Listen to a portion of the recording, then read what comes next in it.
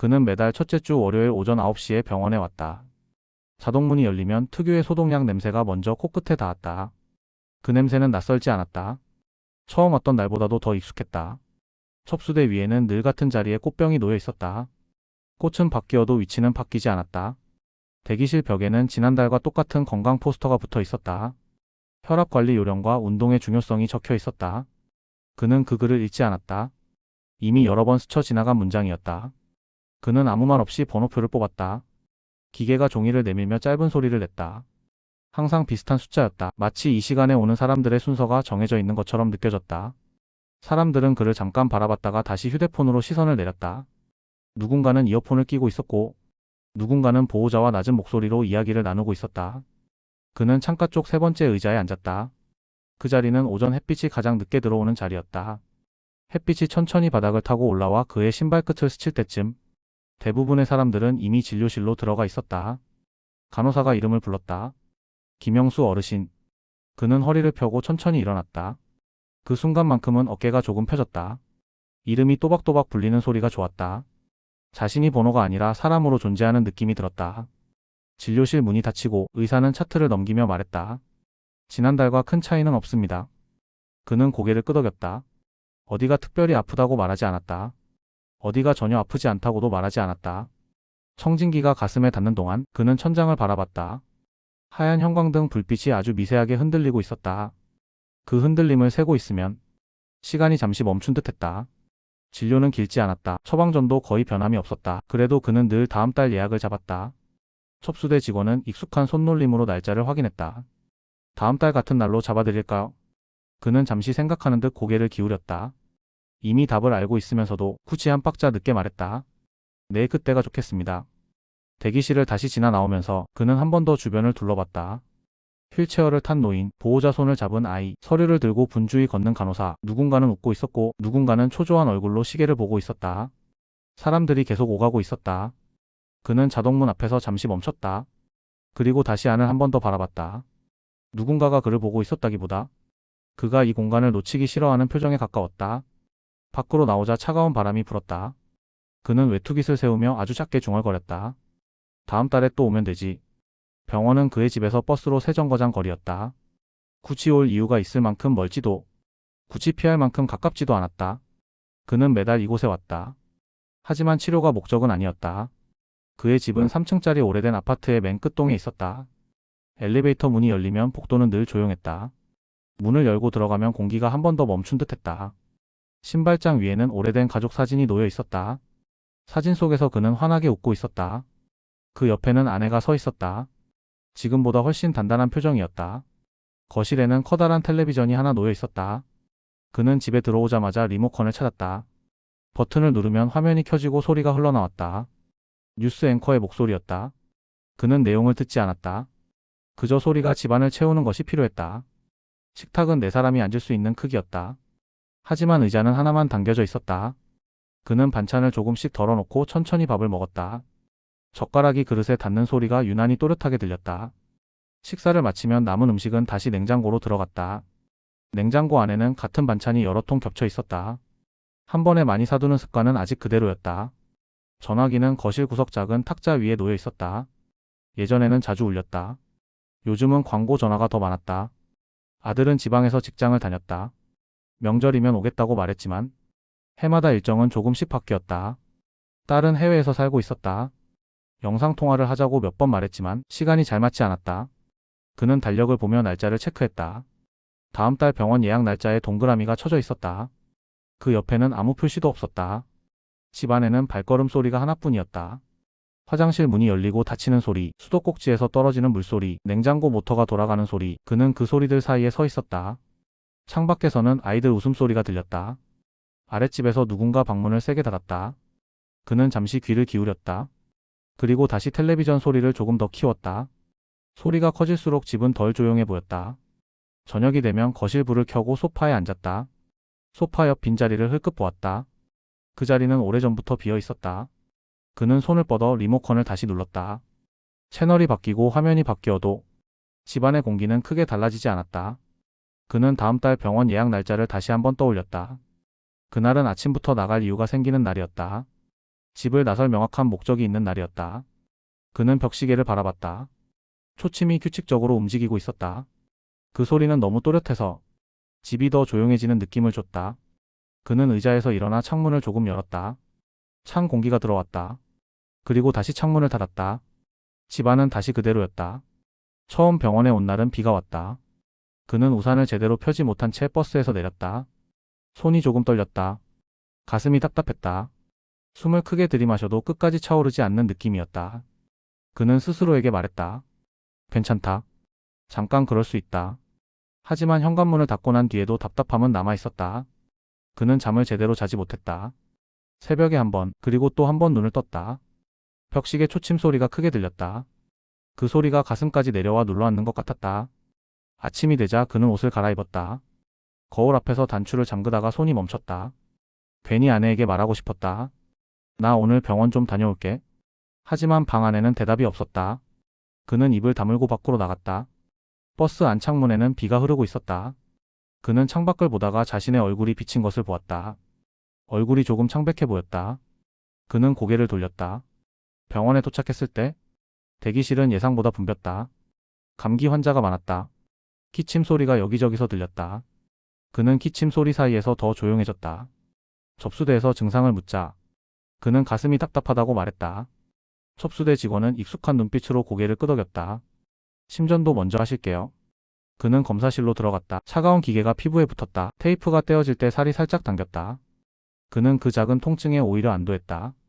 어딘가 아픈 게 맞구나. 내가 괜히 이러는 게 아니구나. 검사가 끝나고 의사를 만났다. 의사는 화면을 보며 몇 가지 질문을 했다. 언제부터 답답했는지, 통증이 있는지, 숨이 찬지, 식은땀이 나는지 그는 최대한 또박또박 대답했다. 의사는 고개를 끄덕이고는 말했다. 큰 문제는 없어 보입니다. 그 말이 이상하게 서늘하게 들렸다. 그는 다시 물었다. 정말 괜찮은 건가요? 의사는 종이를 넘기며 덧붙였다.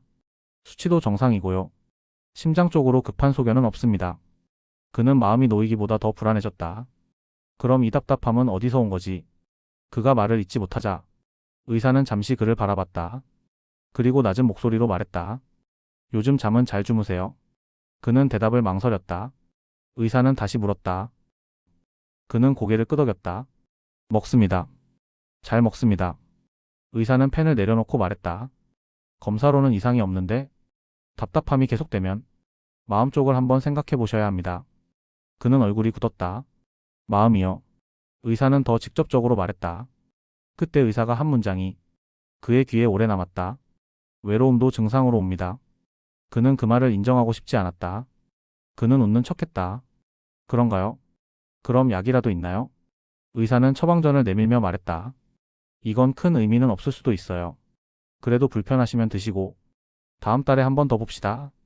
그는 진료실을 나오면서도 가슴이 완전히 편해지지 않았다. 이상 없음이라는 말이 안심이 아니라 새로운 불안이 된 날이었다. 두 번째 방문은 한 달 뒤였다. 그는 예약 시간보다 30분 일찍 도착했다. 이유는 딱히 없었다. 버스를 한 대 일찍 탔을 뿐이라고 스스로에게 말했다. 번호표를 뽑고 나서도 그는 바로 자리에 앉지 않았다. 대기실을 한 바퀴 천천히 둘러봤다. 새로 붙은 안내문이 있는지 살폈다. 혈압 측정 기계 앞에서 잠시 멈췄다. 사용하지 않으면서도 버튼을 한 번 눌러봤다. 기계가 깨어나는 소리가 났다.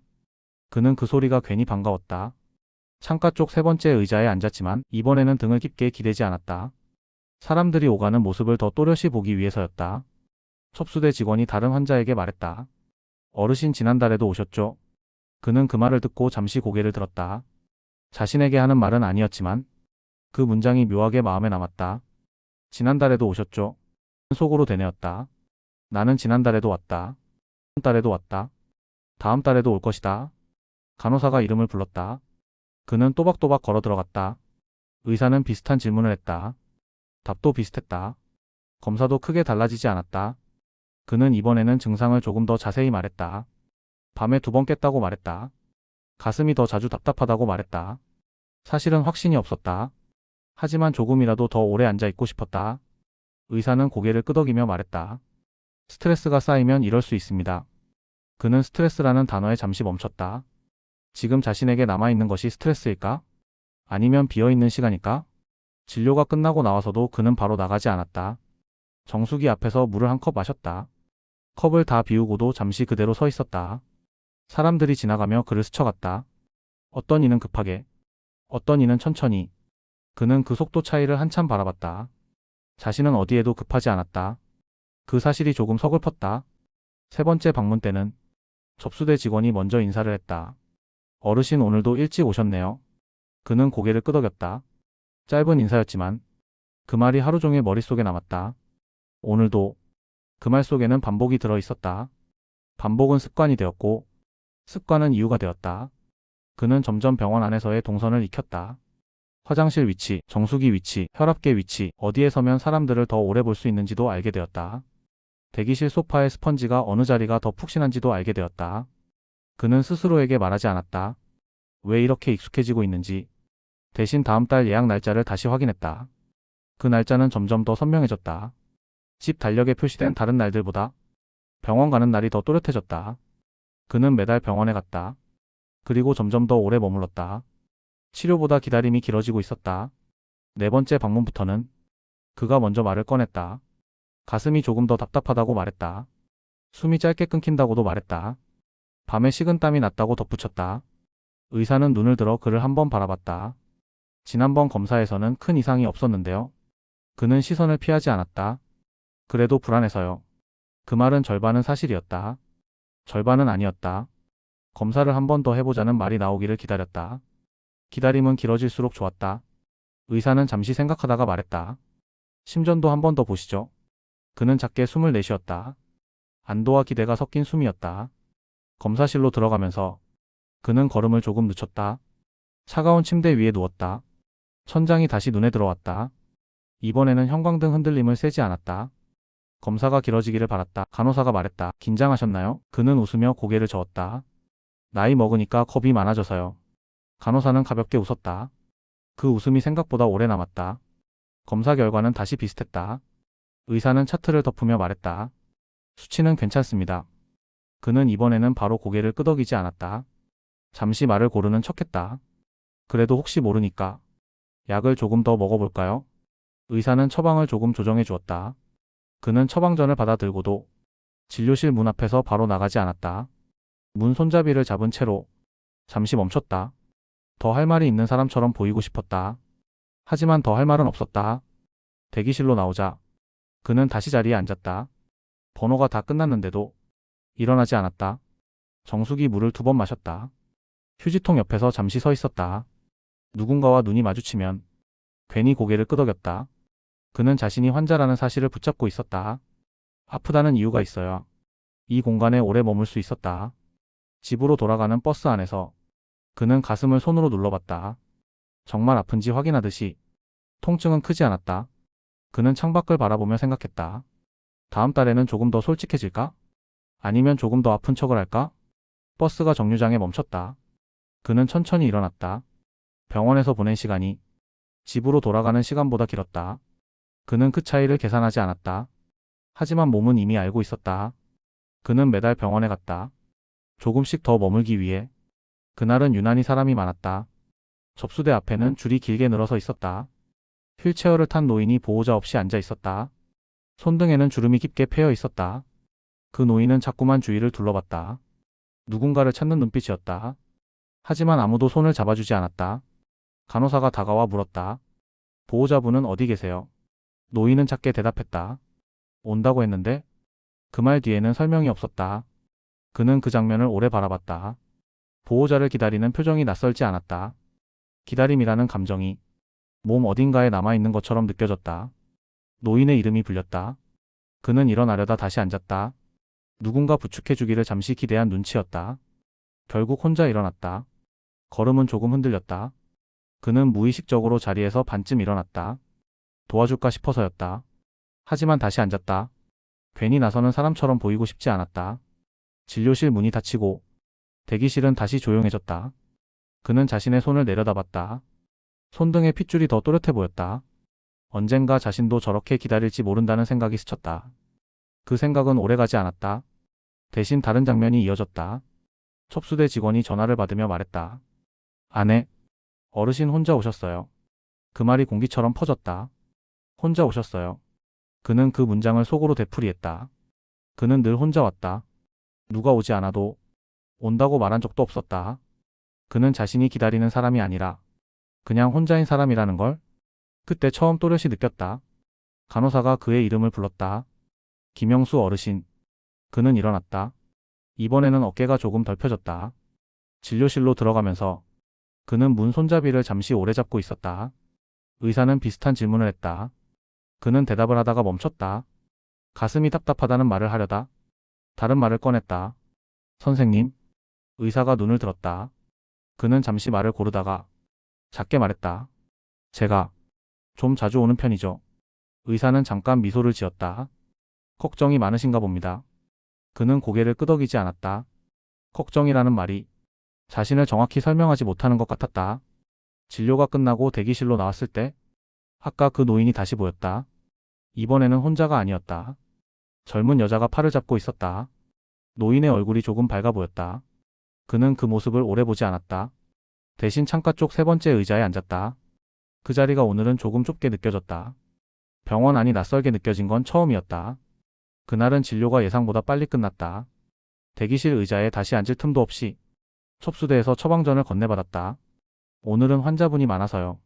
직원의 말은 정중했지만 자리가 비워지길 바라는 눈빛이었다. 그는 처방전을 접어 주머니에 넣었다. 평소 같으면 정수기 앞에 한 번 더 서 있었을 시간이었다. 하지만 오늘은 사람들이 자리를 메우고 있었다. 창가 쪽 세 번째 의자에도 이미 다른 노인이 앉아 있었다. 그는 잠시 서 있다가 다른 의자에 앉아보았다. 햇빛이 바로 얼굴에 닿았다. 그 자리는 익숙하지 않았다. 몇 분을 앉아 있었지만 몸이 편하지 않았다. 그는 다시 일어났다. 병원 안이 갑자기 좁아진 느낌이었다. 자동문이 열리고 닫히는 소리가 유난히 빨랐다. 사람들은 계속 들어왔고 계속 불려나갔다. 그는 그 흐름에서 비껴난 사람처럼 서 있었다. 누군가 그의 어깨를 스쳤다. 죄송합니다. 그는 고개를 끄덕였다.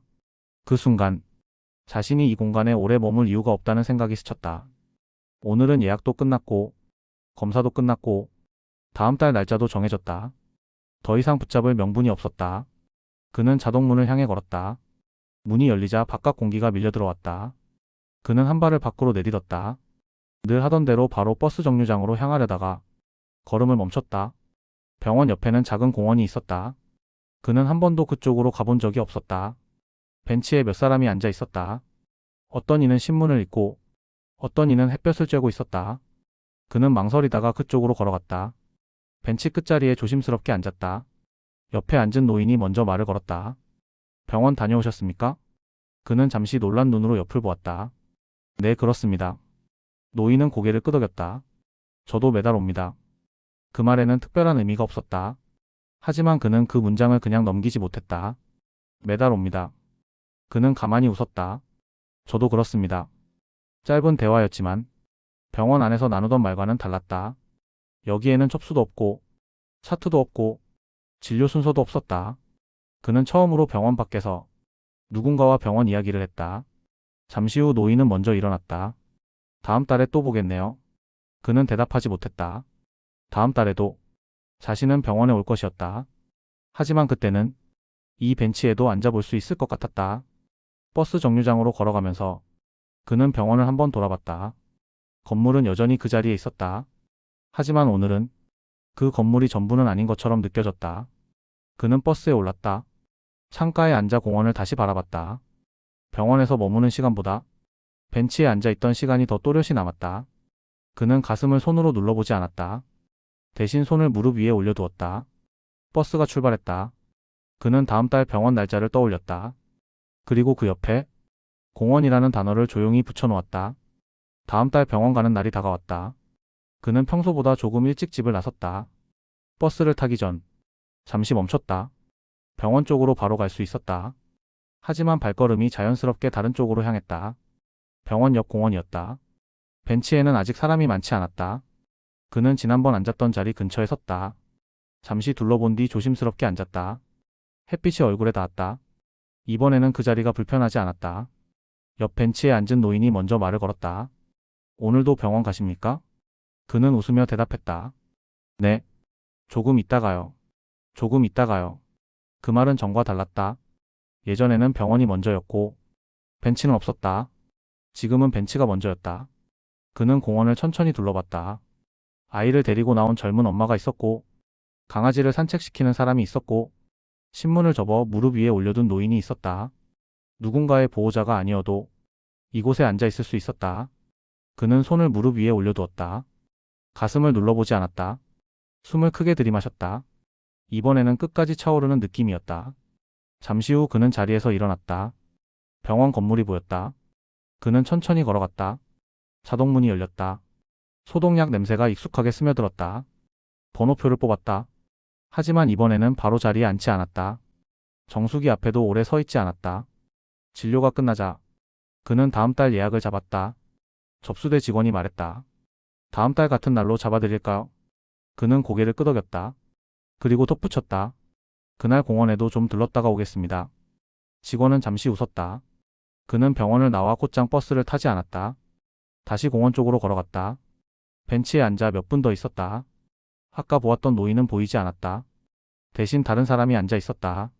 그는 그 사람에게 먼저 말을 걸지 않았다. 하지만 벤치에서 일어나지 않았다. 병원에 가는 날은 이제 병원만의 날이 아니었다. 그는 집으로 돌아와 달력을 펼쳤다. 병원 날짜 옆에 작은 동그라미를 하나 더 그렸다. 그 안에 글자를 적었다. 공원. 글씨는 작았지만 선명했다. 병원 가는 날은 여전히 첫째 주 월요일이었다. 그는 여전히 아침 9시에 집을 나섰다. 자동문은 여전히 같은 소리를 냈다. 소독약 냄새도 변하지 않았다. 의사는 여전히 차트를 넘겼다. 지난달과 큰 차이는 없습니다. 그는 이제 그 말을 다르게 들었다. 크게 달라진 것이 없다는 말은 나쁘지 않은 말이었다. 그는 진료가 끝나면 다음 달 예약을 잡았다. 그 절차는 그대로였다. 달라진 것은 순서였다. 병원에 가기 전에 공원에 들렀다. 벤치에 앉아 사람들을 보았다. 누군가는 병원에서 나왔고 누군가는 병원으로 들어갔다. 그는 그 흐름을 바라봤다. 예전에는 그 흐름 속에 들어가 있으려고 했다. 이제는 잠시 옆에서 바라볼 수 있었다. 어느 날 공원에서 낯익은 얼굴을 다시 보았다. 예전에 보호자를 기다리던 그 노인이었다. 이번에는 혼자 앉아 있었다. 그는 잠시 망설이다가 자리를 옮겨 그 옆에 앉았다. 오늘은 보호자 안 오셨습니까? 노인은 웃으며 말했다. 오늘은 안 와도 됩니다. 그는 그 말을 듣고 고개를 끄덕였다. 안 와도 됩니다. 기다림이 줄어든 얼굴이었다. 그는 병원에서 돌아오는 길에도 공원에 한 번 더 앉았다. 달력을 펼쳤다. 병원 날짜 옆에 적어둔 작은 글자를 바라봤다. 공원. 그는 그 옆에 조그맣게 하나를 더 적었다. 이름. 누군가의 이름을 불러보겠다는 뜻이었다.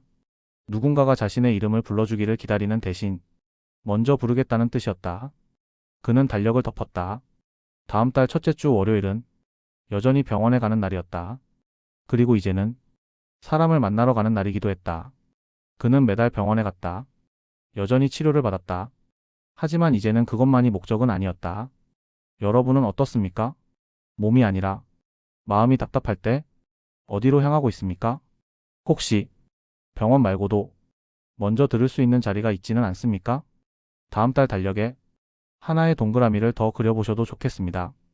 그 동그라미 안에는 약 이름이 아니라 사람 이름이 들어가도 괜찮습니다. 오늘 이야기 어떠셨는지 댓글로 남겨주시면 읽어보겠습니다. 다음 이야기에서 다시 뵙겠습니다.